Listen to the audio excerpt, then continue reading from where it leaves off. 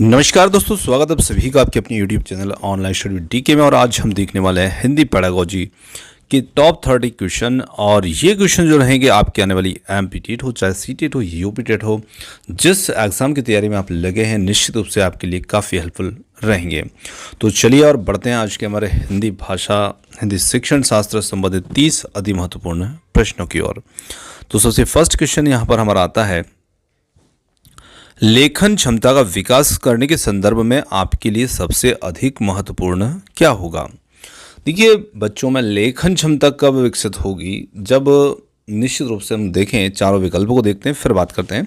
सुंदर लेखन का अभ्यास, मानक वर्तनी का प्रयोग, सुनी पढ़ी और समझी बातों की स्वाभाविक लिखित अभिव्यक्ति, और फोर्थ, दिए हुए बिंदुओं निर्देशों के आधार पर निबंध लिखना। तो देखिए, जो सबसे महत्वपूर्ण यहाँ पर क्या होता है कि जो हमने सुना है, पढ़ा है या समझा है, उसे अपने विचारों में, अपनी भाषा में, अपने स्वाभाविक अभिव्यक्ति में उसे अभिव्यक्त करना, ये लेखन क्षमता के लिए सबसे अधिक महत्वपूर्ण होता है। और तीसरा विकल्प जो है वो ये हमें बताता है। तो निश्चित रूप से यही हमारा इसमें उत्तर होगा। आगे देखें, भाषा की पाठ्य पुस्तकों में हिंदीतर भाषाओं को भी जगह मिलनी चाहिए, और इस कथन के समर्थन में कौन सा तर्क यहाँ पर काम करेगा। इससे भाषाओं के बीच द्वंद्व नहीं होगा। बी है, इससे भाषागत विविधता को सही रूप से संबोधित किया जा सकता है। थर्ड है, इससे भारत की सभी भाषाओं को स्थान दिया जा सकेगा। और डी है, इससे त्रिभाषा सूत्र का पालन भी किया जा सकता है। तो यदि हम यहाँ पर देखें प्रश्न को, तो इसमें बताया है कि पाठ्य पुस्तकों में हिंदीतर भाषाओं को भी जगह मिलनी चाहिए। तो निश्चित रूप से यहाँ पर हम कह सकते हैं कि इससे भाषागत विविधता को सही रूप में संबोधित किया जाएगा, यानी कि हर हिंदीतर भाषाई क्षेत्र हैं, निश्चित रूप से सभी को उसमें जगह मिलनी चाहिए। तो भाषागत विविधता यहाँ पर एक सही रूप में संबोधित की जा सकती है, और बी विकल्प इसके लिए सही है। अगला प्रश्न आता है, पूरक पठन सामग्री का उद्देश्य है। तो पूरक पठन सामग्री का क्या उद्देश्य होता है। इससे भाषा की नियमबद्धता को सिखाना। बी है, शिक्षक की सहायता से बच्चों को पढ़ाना लिखाना, द्रुत गति से पठन योग्यता का विकास करना, या फिर डी है, सहपाठियों की सहायता से पढ़ना सीखना। तो यहाँ पर हम कह सकते हैं जो पूरक पठन सामग्री है उसका जो उद्देश्य होता है वो होता है द्रुत गति से पठन की योग्यता का विकास करना, और सी विकल्प जो होगा वो इसके लिए सही होगा। चलिए आगे देखें अगले प्रश्न को। तो अगला प्रश्न यहाँ पर हमारा आता है, इसमें हिंदी भाषा के प्रथम प्रश्न पत्र में आप किस सवाल को सबसे बेहतर मानेंगे। संज्ञा की परिभाषा बताइए। लाल बहादुर शास्त्री के बचपन का नाम क्या था। बाबा भारती क्यों उदास थे, और अगर बाबा भारती की जगह पर आप होते तो क्या करते। तो निश्चित रूप से जब यहाँ पर डी वाले विकल्प को हम देखते हैं तो इसमें पूछा गया है कि अगर आप बाबा भारती की जगह होते तो क्या करते। तो निश्चित रूप से हर बच्चा अपने शब्दों में अपनी अभिव्यक्ति स्वयं करेगा। तो यहाँ पर यही प्रश्न जो है सबसे बेहतर माना जाएगा, और डी विकल्प इसके लिए उत्तर होगा। आगे बढ़ते हैं, कविता शिक्षण के संदर्भ में आप किस बिंदु को सर्वाधिक महत्व देते हैं। तो यहाँ पर कविता शिक्षण के संदर्भ में देखना है। कविता का एक निश्चित अर्थ होता है, कविता के एक से अधिक अर्थ हो सकते हैं, कविता में सामाजिक परिस्थितियों की झलक नहीं होती है, और डी है, कविता में राजनीतिक परिस्थितियों की झलक नहीं होती। तो यहाँ पर हम कह सकते हैं कि कविता शिक्षण के संदर्भ में महत्वपूर्ण बिंदु होगा कि कविता के एक से अधिक अर्थ हो सकते हैं। दूसरा विकल्प जो होगा वो ठीक होगा। चलिए आगे देखें, कोई भी भाषा की पुस्तक तभी सफल मानी जाएगी जब वह बच्चों में साहित्यिक धरोहर और वर्तमान साहित्य के प्रति उत्सुकता बनाए। बी है, वह बच्चों को प्राचीन साहित्य की पूरी जानकारी दे। सी है, वह बच्चों को व्याकरण के नियमों से परिचित कराए। और डी है, वह बच्चों को केवल प्रसिद्ध साहित्य से परिचय कराए। तो यहाँ पर हम कह सकते हैं कि कोई भी भाषा की पुस्तक तभी सफल मानी जाएगी जब वह बच्चों में साहित्यिक धरोहर और साहित्य के प्रति उत्सुकता बनाए, और पहला विकल्प जो होगा वो इसके लिए एकदम सही होगा। आगे बढ़ते हैं और अगले प्रश्न को देखते हैं। भाषा की कक्षा को समावेशी कक्षा बनाने के लिए यह आवश्यक है कि पाठ्यक्रम को कम कर दिया जाए, भाषाई कुशलता का आकलन किया जाए, विभिन्न प्रकार के दृश्य सामग्री का उपयोग किया जाए, और डी है, पाठ्य पुस्तक के पाठ कम कर दिए जाए। तो यहाँ पर हम बात कर रहे हैं समावेशी कक्षा बनाने के लिए। तो इसके लिए जो ज़रूरी होगा वो यहाँ पर होगा कि उसमें विभिन्न प्रकार की दृश्य श्रव्य सामग्रियों का उपयोग किया जाए। तो कक्षा यहाँ पर समावेशी कक्षा बनाने के लिए हम ये इसमें कर सकते हैं। चलिए आगे देखते हैं। अंतःवाक्य की संकल्पना जो है ये किससे संबंधित है? तो अंतःवाक्य की जो संकल्पना है वो यहाँ पर किससे संबंधित होगी? तो हम यहाँ पर कह सकते हैं चॉम्स्की है, वाइगोत्स्की, पावलोव है या फिर स्किनर है। तो यहाँ पर वाइगोत्स्की जो होंगे ये इसके लिए उत्तर होगा बी विकल्प। चलिए आगे बढ़ते हैं। भाषा और चिंतन का संबंध होता है, यह कथन पूर्णतः सही, आंशिक रूप से सही, पूर्णतः गलत है, व्यर्थ का है। तो यहाँ पर हम कह सकते हैं कि ये कथन जो होगा ये पूर्णतः सही होगा और ए विकल्प इसके लिए सही है। आगे देखें, भाषा अर्जन में बच्चे भाषा को सहज रूप से स्वाभाविक रूप से सीखते हैं, अभ्यास और यांत्रिकता से सीखते हैं। सी है स्वाभाविक और प्रयासपूर्ण तरीके से सीखते हैं और डी है सहजता और अभ्यास से सीखते हैं। तो यहाँ पर हम कह सकते हैं भाषा अर्जन में बच्चे भाषा को निश्चित रूप से सहज और स्वाभाविक रूप से सीखते हैं और इसके लिए पहला विकल्प जो होगा वो एकदम सही होगा। आगे बढ़ते हैं। जो बच्चे विशेष रूप से पढ़ने में कठिनाई महसूस करते हैं वे डिस्ग्राफिया से ग्रस्त होते हैं, मंदबुद्धि होते हैं, डिसलेक्सिया से ग्रस्त होते हैं या फिर डी है सीखने में अक्षम होते हैं। तो यहाँ पर हम कह सकते हैं कि जो बच्चे विशेष रूप से पढ़ने में कठिनाई महसूस करते हैं वो निश्चित रूप से डिसलेक्सिया, पठन संबंधी दोष एक डिसलेक्सिया, इससे ग्रस्त होते हैं। हिंदी भाषा शिक्षक के रूप में आप किसे सर्वाधिक महत्वपूर्ण मानते हैं? तो बच्चों की लेखन क्षमता का विकास करना, बच्चों को विभिन्न संदर्भों में भाषा प्रयोग सिखाना और सी है बच्चों की मौखिक अभिव्यक्ति क्षमता का विकास करना, डी है बच्चों के व्याकरण के नियम सिखाना।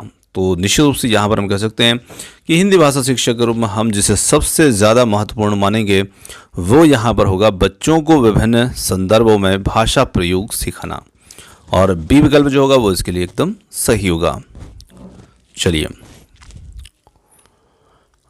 आगे देखिए। हिंदी भाषा की बारीकी को सही रूप से समझने की क्षमता का विकास करने के लिए आप क्या करेंगे? तो यहाँ पर है हिंदी भाषा को विभिन्न प्रयोगों से युक्त सामग्री उपलब्ध कराना, बी है संस्कृत निष्ठ हिंदी भाषा से युक्त सामग्री उपलब्ध कराना और सी है यहाँ पर हिंदी भाषा के प्राचीनतम प्रयोगों से युक्त सामग्री उपलब्ध कराना और डी है गूढ़ अर्थ वाली भाषा से युक्त सामग्री पढ़वाना। तो यहाँ पर हम कह सकते हैं कि हिंदी भाषा को बारीकी से रूप से सही रूप से समझने के लिए हम यहाँ पर हिंदी भाषा के विभिन्न प्रयोगों से युक्त सामग्री उपलब्ध करा सकते हैं बच्चों को और ए विकल्प जो होगा वो इसके लिए एकदम सही है। चलिए आगे देखें। हिंदी भाषा शिक्षक के रूप में आप क्या करेंगे? रूबी को दूसरे बच्चों की तरह कार्य की जांच का एकमात्र अधिकारी को बताएंगे या फिर रूबी की तुलना दूसरों से करेंगे, रूबी को उसकी पसंद का कार्य करने के लिए कहेंगे, रूबी से शांत बैठने के लिए कहेंगे। तो देखिए, रूबी को दूसरे बच्चों की कार्य की जांच का एकमात्र अधिकारी बताएंगे या बनाएंगे, यहाँ पर आप इसको ऐसा समझ सकते हैं।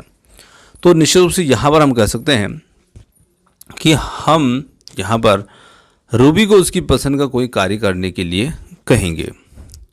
चलिए आगे देखें अगले प्रश्न को। उच्च प्राथमिक स्तर पर भाषा सीखने को प्रभावित करता है।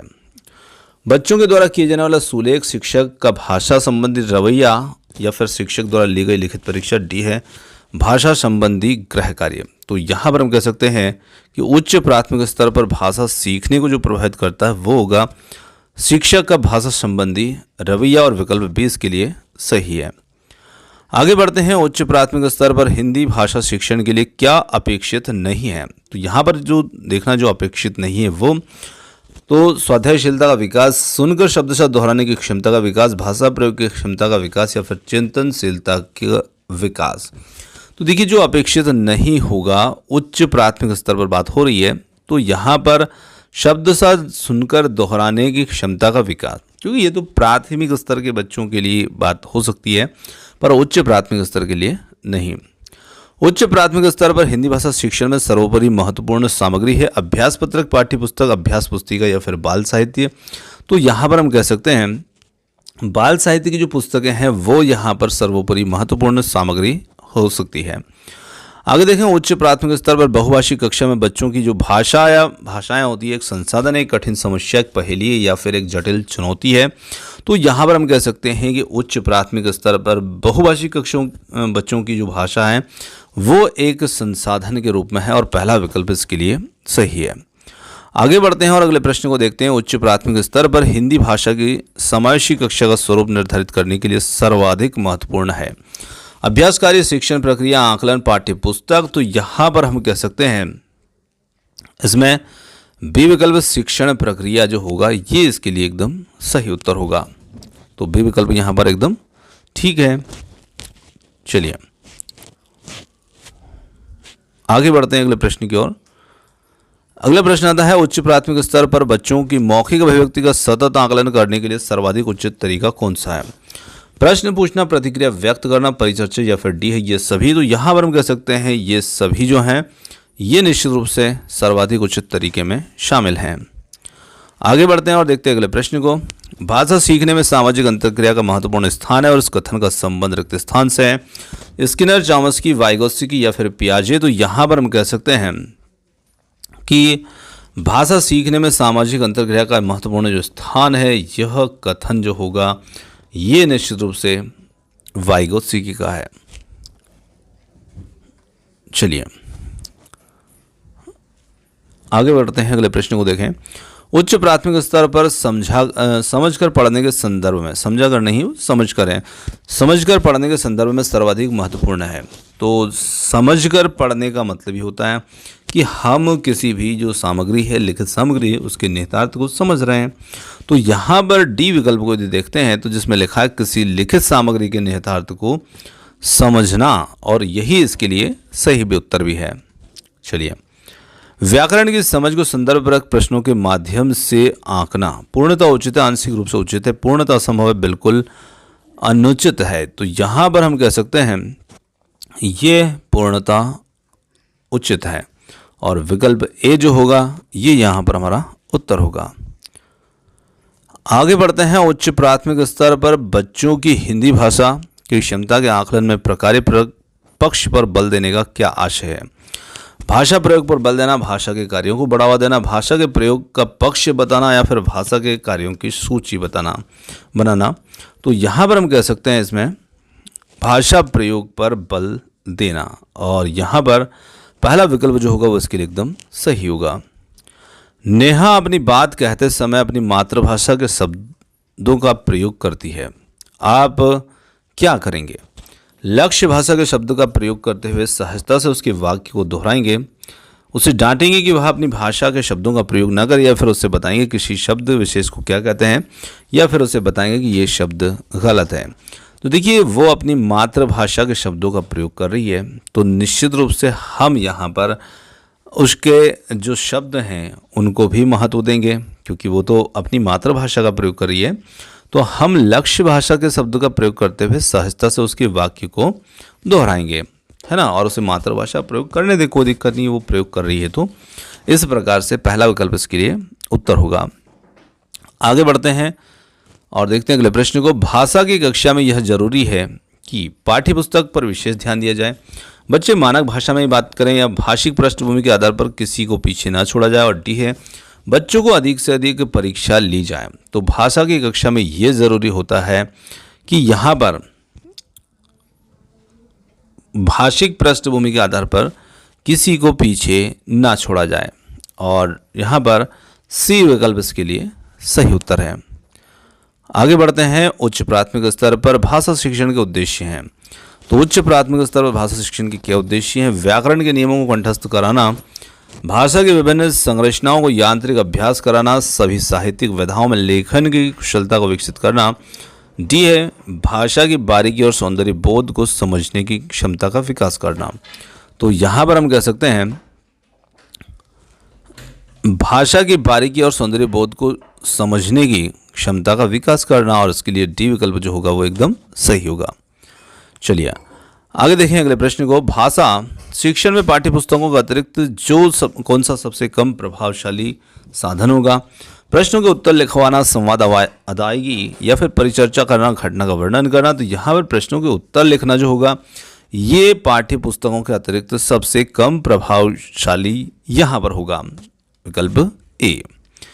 आगे बढ़ते हैं। हिंदी भाषा का आकलन करते समय पोर्टफोलियो बच्चों के बारे में यह बताता है कि उनकी प्रगति में माता पिता की भूमिका कैसी है या फिर उनकी प्रगति में शिक्षकों की भूमिका कितनी है, वे क्या जानते हैं, क्रमशः उनकी प्रगति किस प्रकार हो रही है।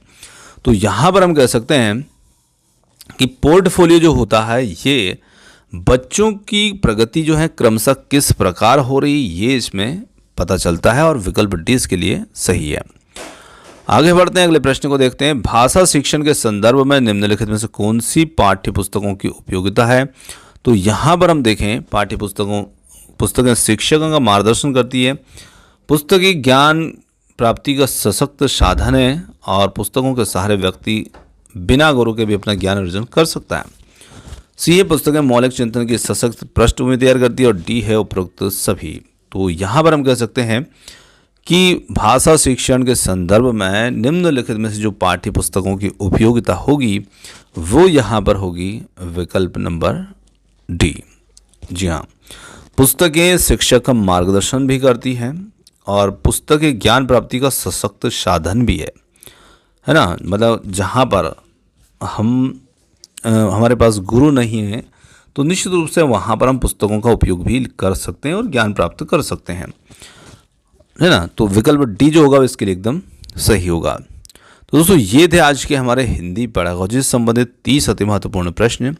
और प्रश्न आपको कैसे लगे कमेंट्स करके ज़रूर बताइएगा और वीडियो पसंद आया तो वीडियो को लाइक शेयर चैनल को सब्सक्राइब करना मत भूलिएगा।